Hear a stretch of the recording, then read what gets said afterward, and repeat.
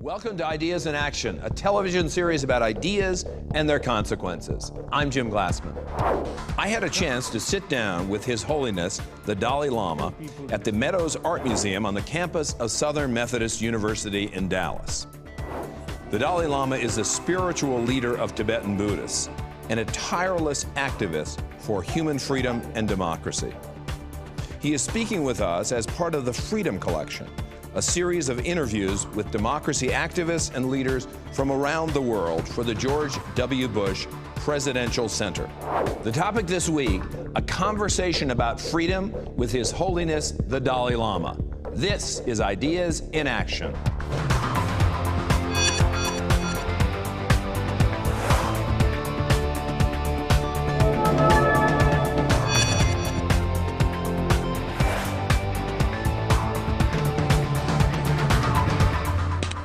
Funding for Ideas in Action is provided by Investors Business Daily.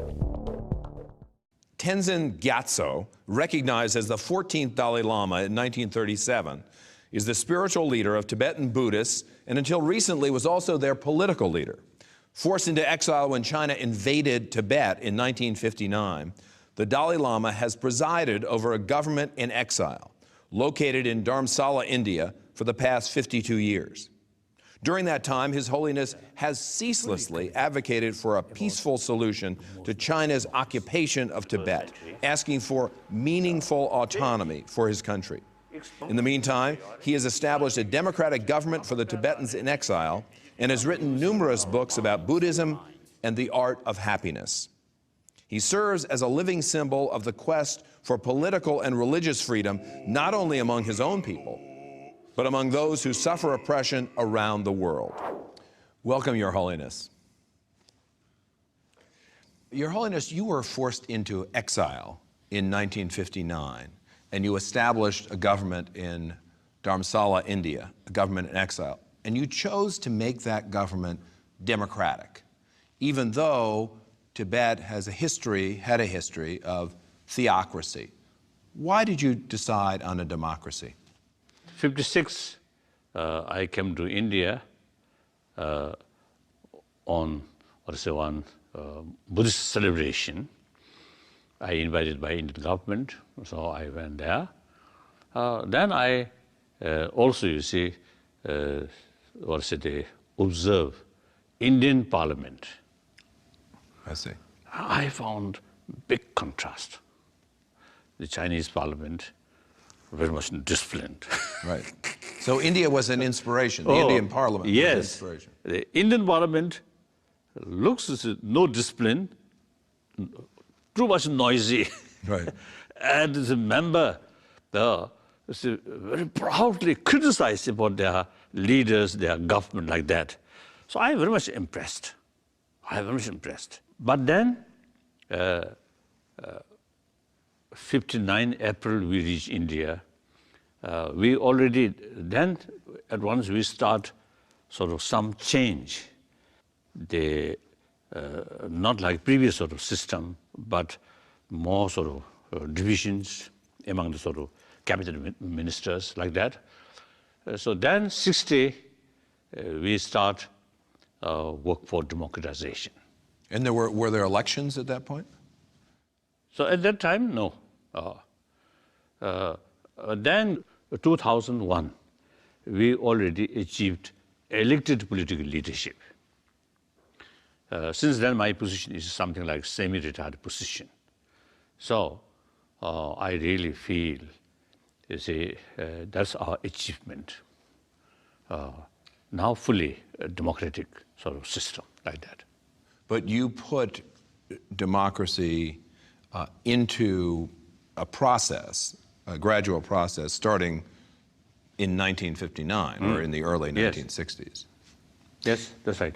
Now you have made a decision. You're the religious leader of Tibetan Buddhists, and you were the head of state, and you decided that you would step down from all of your political positions. What was the response to that?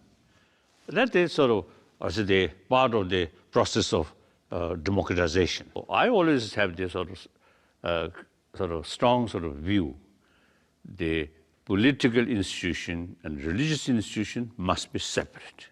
But some of the Tibetans were unhappy about this. Correct? Oh, that's right. That's right. But this is, I think, due to lack of knowledge about the sort of global level sort of picture, and also is our own sort of the situation. I still there.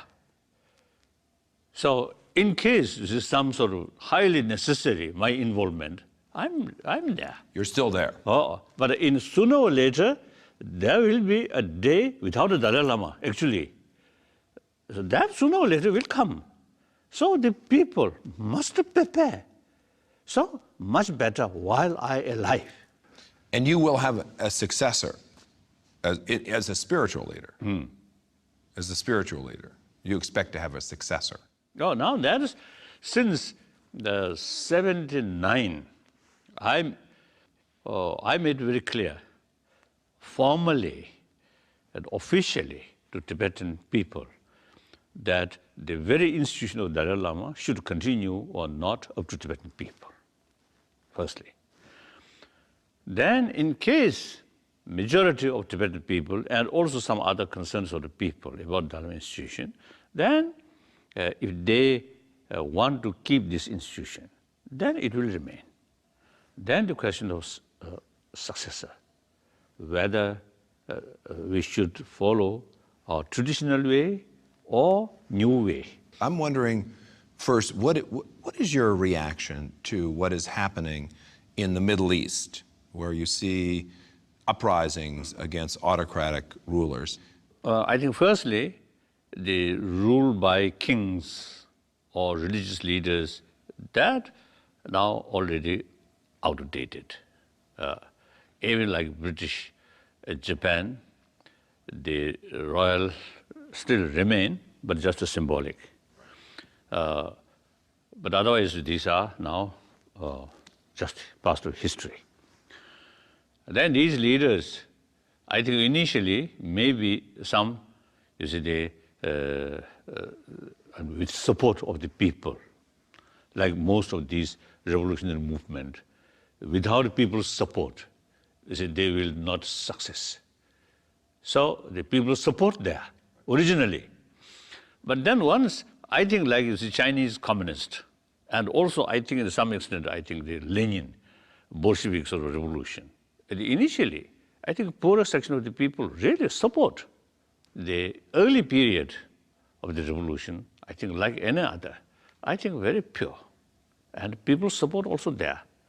Then, unfortunately, those individuals who are lacking moral principle, self-discipline, and once you get power, then power corrupted themselves. Then eventually, their original sort of idea is serving to people.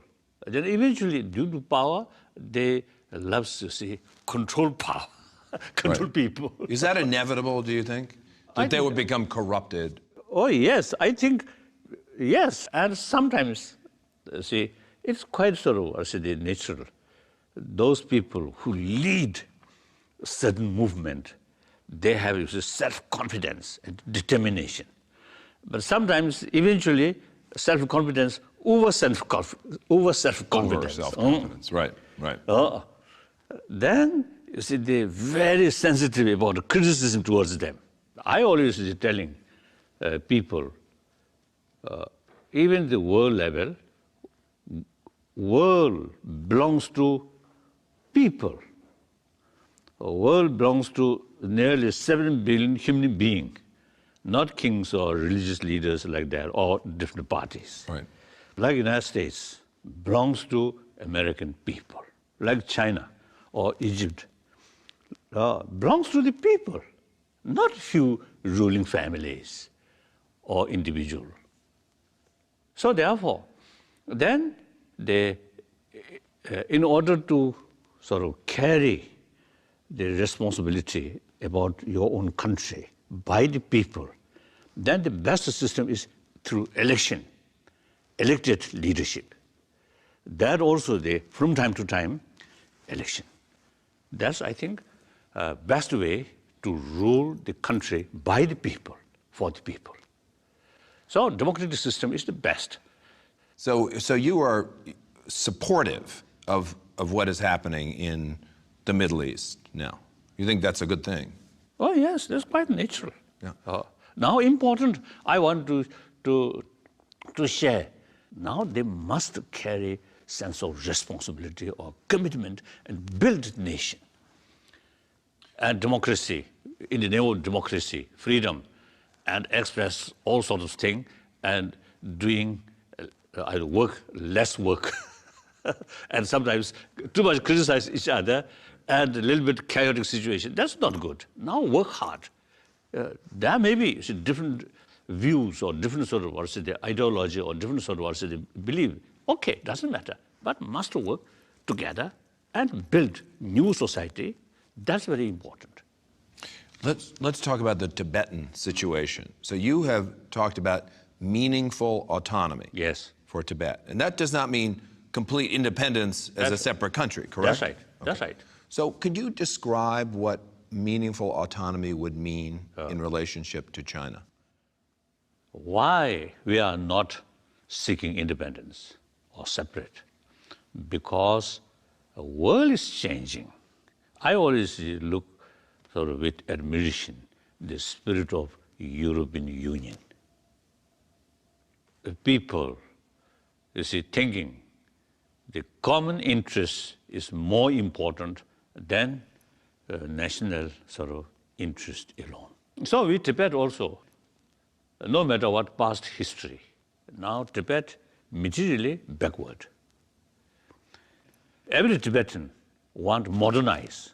I frankly speaking, quite a bit of Tibetan illegally immigrated to United States. Why? They come to America not seeking spirituality, but seeking money. Right. So Tibetans also want richness, and therefore, in order to material development, we remain within the People's Republic of China. We get greater benefit, like railway, construction of railway links. Yes. These are the indication, the further development, provided used properly. Now, so far, they use mainly military sort of purpose like that. So in any way, so that's one way. That also is our own interest. And the People's Republic of China as a whole, Tibet, not separate, remain within the People's Republic of China. And that's the Chinese topmost concern. So are you making progress towards autonomy? Not yet. Are you talking to the Chinese? Oh, yes. Do representatives talk to the Oh, Chinese? yes. Several occasions now, since 1979, we developed direct contact with the Chinese government when Deng Xiaoping there. My personal emissary met Deng Xiaoping, and then it just started this sort of dialogue with the Chinese government. No sort of positive result like that. And meanwhile, inside Tibet, things becoming worse and worse. I wanted to ask you about that. So what are the conditions like inside Tibet? Now Chinese military personnel much increase, and the security personnel also much increase, one side. So rule of fear, rule of terror there. And then meantime, about, I think, more than 10 years ago, one Chinese party secretary of the autonomous region of Tibet, you see, people they knows he is a type of hardliner. So after he came at one party meeting, he actually mentioned ultimate source of threat, Tibet being separate from mainland China, is Tibetan Buddhist faith. So accordingly, since then, they're stepping up, control sort of education.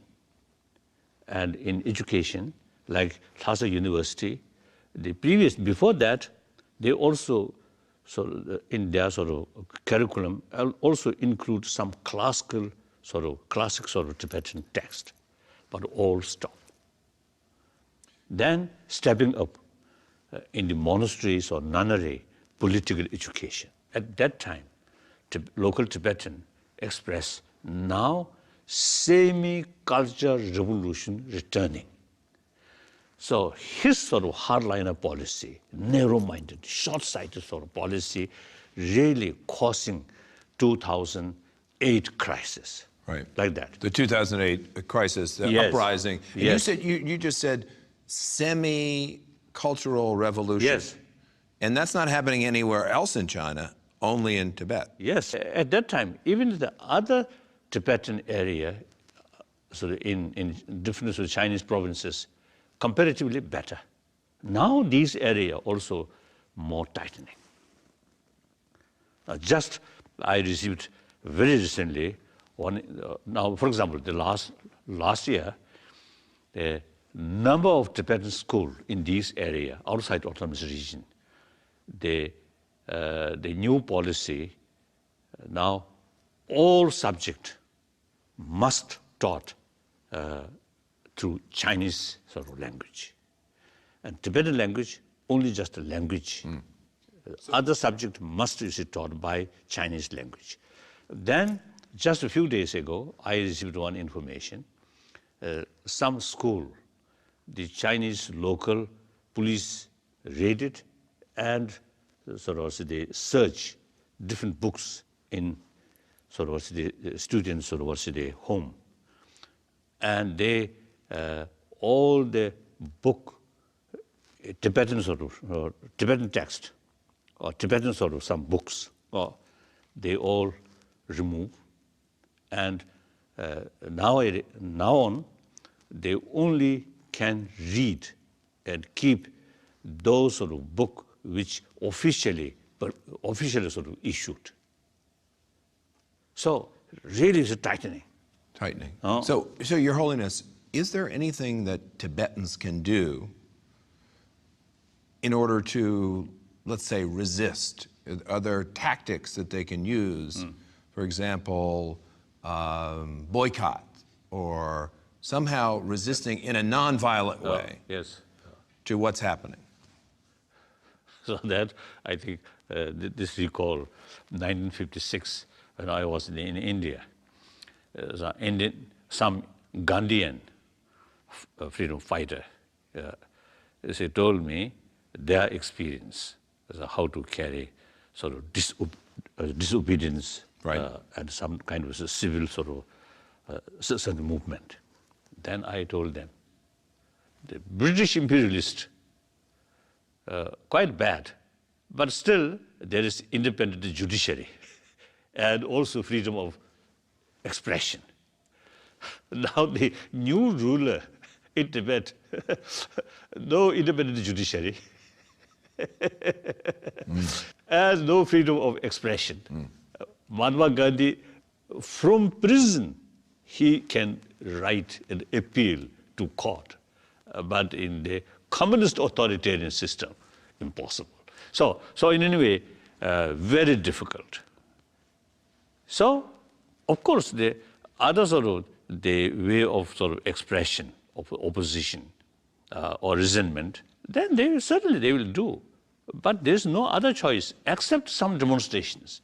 Then as soon as demonstrations happen, then they give the name toppling government. So arrest, and once they arrest, sort of serious torture. Many people who arrested, then when they come out, either it's a broken leg or hand like that. But what about support from outside, from the United States or from other countries? Would that help? Oh yes, long run, very helpful. So externally, you see the sort of a lot of government and including the United States, you see, raise a human rights issue and these things. And meantime, within the country, intellectuals is really showing their resentment. They want more freedom of speech, like that. So both sides, within the country and external. And then also, I think those people within the country who really carrying some change, sort of some freedom, they, when outside world showing interest, showing concern about them, Right.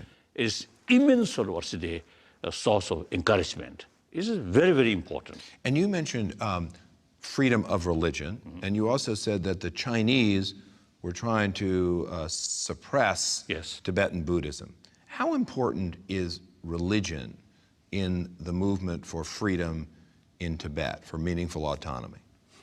Tibetan spirit very much linked with Buddhist faith. Like Polish spirit, you see, different sort of difficult circumstances during Nazi occupation and during Soviet sort of occupation, a lot of difficulties. But during this period, the Polish national spirit and Catholic faith combine, keep their spirit. Right. Tibetan case, exactly same. National sort of interest and Buddhist faith combined. And anyway, I always telling the Tibetan cultural heritage. Basically, I describe culture of peace, culture of non-violence. Even Chinese officials also, you see, admit that. The Xinjiang sort of problems and Tibetan problem. One time, one Chinese officials mentioned Tibetan are Buddhist, so basically non-violent. So they less sort of worry. Even officials mention like that. So therefore, the Tibetan culture, culture of peace, culture of compassion. Right. So that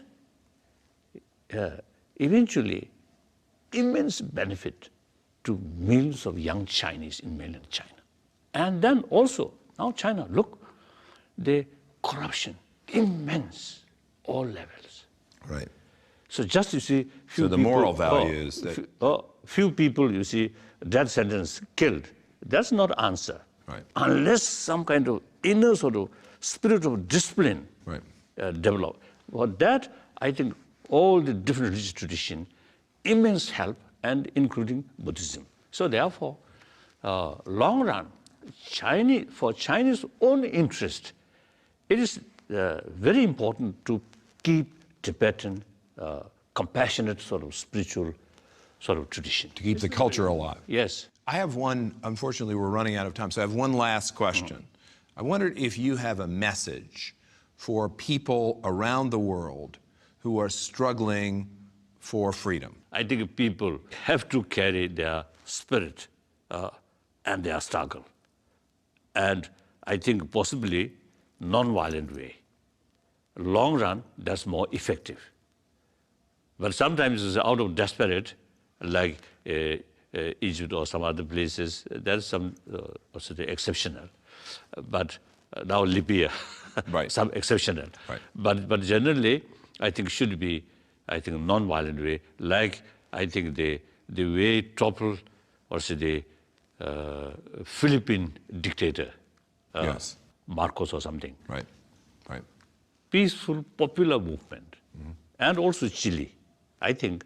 So the popular sort of peaceful movement is now become, I think the reality. And I think comparatively, South Africa also see peaceful ways change finally. So I think that I want to share. Please keep determination, willpower, because we have the justice. In my lifelong experience or observation, ultimately, truth always remains stronger than power of force or power of gun. Very clear. The gun, temporarily very powerful. Everybody loves one's own life. So when gun shows, you see, they out of fear, you see, little discipline there. But that's a temporary method. I think world history shows that. So therefore, the struggle for freedom, democracy is really, right, reasonable, and everybody has the right to be free. Thank you. That's an excellent place to end. Thank you very, very much, Your Holiness, for joining us. Thank you. And that's it for this week's Ideas in Action. I'm Jim Glassman. We'll see you next time. Keep in mind that you can watch Ideas in Action whenever and wherever you want. To watch highlights or complete programs, just go to ideasinactiontv.com or download a podcast from the iTunes Store. Ideas in Action, because ideas have consequences.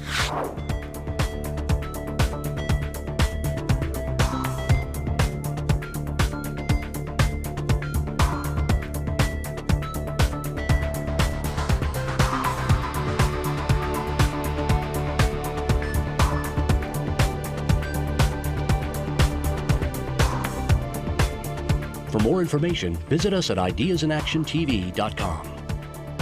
Funding for Ideas in Action is provided by Investors Business Daily. Every stock market cycle is led by America's never-ending stream of innovative new companies and inventions. Investors Business Daily helps investors find these new leaders as they emerge. More information is available at investors.com. This program is a production of Grace Creek Media and the George W. Bush Institute, which are solely responsible for its content.